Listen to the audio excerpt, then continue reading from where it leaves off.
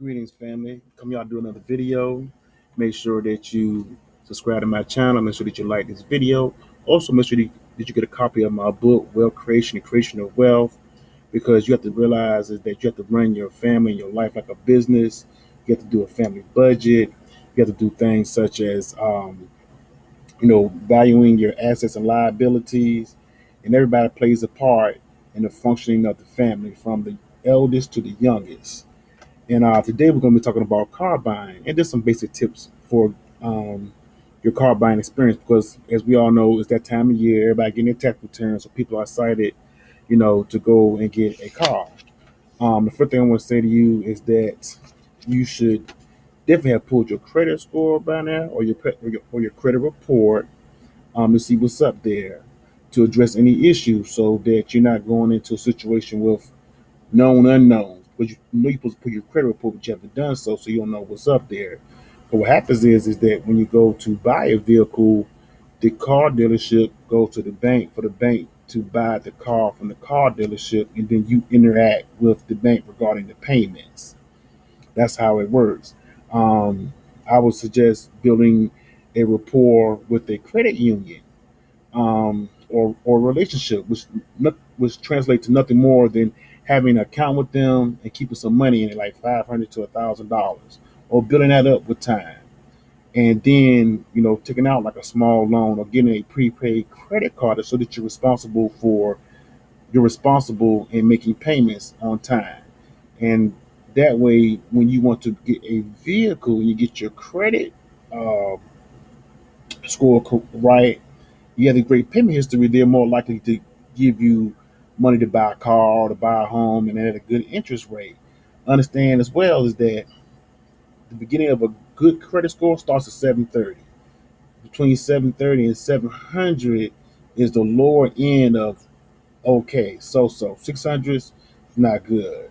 So that's a misconception a lot of black people have.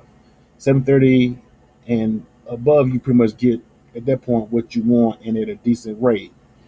Let's see here. I will also tell you that have yourself a checklist when you go there, so that you're prepared to interact with the car dealership. Know what kind of car you want, the make, the model, the features. Know these things.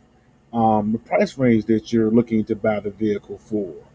Um, Test drive more than one car. Don't let them choose the car for you. 'Cause a lot of times they like to say, well, "I know the car. I know a car's for you." Say, "Okay," and look at it, ask them to test drive, and they say, "What else you got?" Test drive at least three vehicles, and then if you're ready to make a choice between those three. Um, let's see. With the price of the car, make sure that you check the NADA online price for it, so that you're not being overcharged. Like, if they're doing the footwork of getting a loan for you, it may be kind of hard to dicker with them about the price. But if you have a loan already waiting for you from the credit union, then you can say, well, hey, the NADA book says that this car is worth such and such for this market, and they'll bring that amount down. How do I know? I had a situation where I went to buy a car, had a loan ready for me from the credit union. Car was 13. I got them down to 12. Called the credit union. They said, well, the NADA book says it's worth 1100. That's all we're going to pay for it. Stroke that check, and that was it. So I'm speaking from experience. Be careful of side lot dealers or whatever. They don't really stand by their cars. Mainstream or large scale car dealership, they stand more by their car. So even though you bought the car from them, they got the money from the bank, you have issues with it, they're more inclined to work with you regarding any issues if that comes up or occurs. Also, like if you're buying a car from Ford, GMC, Pontiac, Dodge, get the make and model that they sell.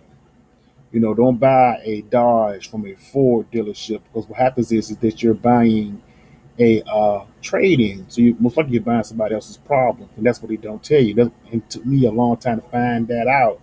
I had like people hinting at me too that I would have issues with my car, like the tow truck man when he came and got when I just bought the vehicle and got a rental car, and the rental car person told me that why you buy that car? Why you buy what was it? It was a Chrysler, I believe, from a Ford dealership. And I was like, what are they talking about?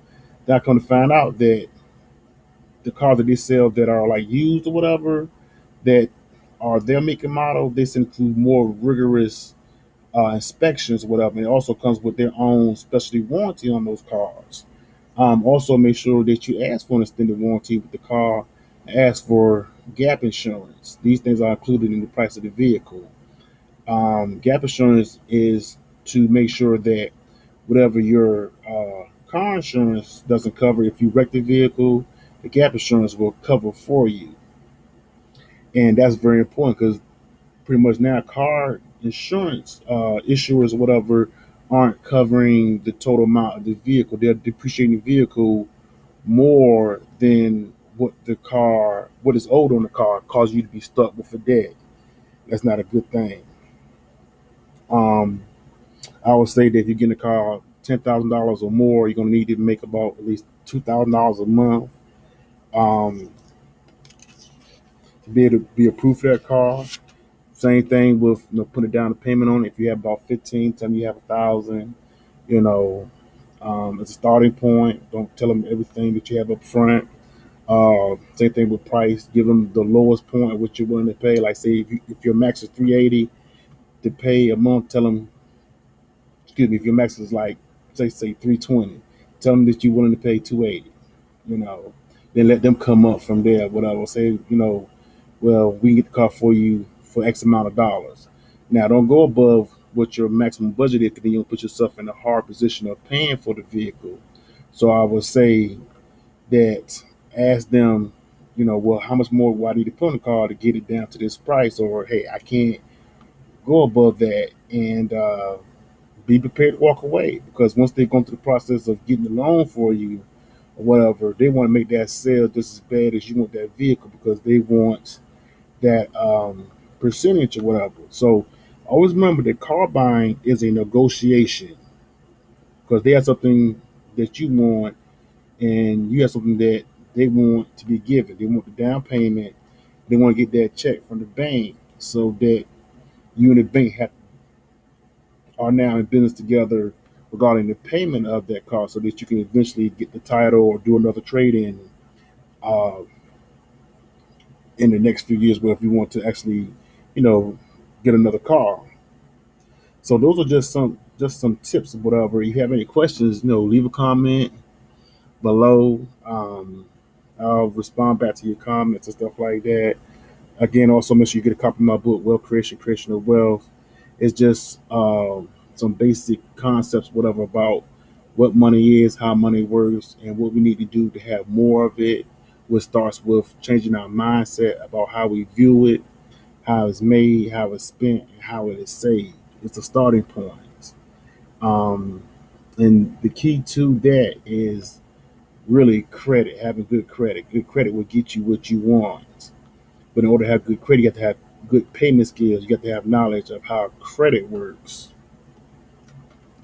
So, again, if you guys have any questions, concerns, hey, hit me up. Watch some of my other videos. I did a video on the credit report. A lot of things that are up there, you can actually get taken off the credit report. I know I've done it myself. And it just took a basic letter with the right words or terminologies in it to make that happen. A lot of things that are going up there shouldn't be up there in the first place. Like I say, I would ask for a donation to share the information, because of the fact that I had to go through the hardship and pain pretty much of learning these things with time. And it's put me in a better position. So it should, work for you as well regarding, a lot of things that may be up there that shouldn't be up there, or that's really old. I can't guarantee they're going to take 100% of the things off, but a lot of things will come off of there. So reach out to me, let me know, and we can go from there. So I hope that you guys like this little video. That's me, front of my vehicle. Um, you know, so that's pretty much it. So again, make sure that you guys subscribe to my channel. Make sure that you like this video. Oh yeah, if you want to give a donation.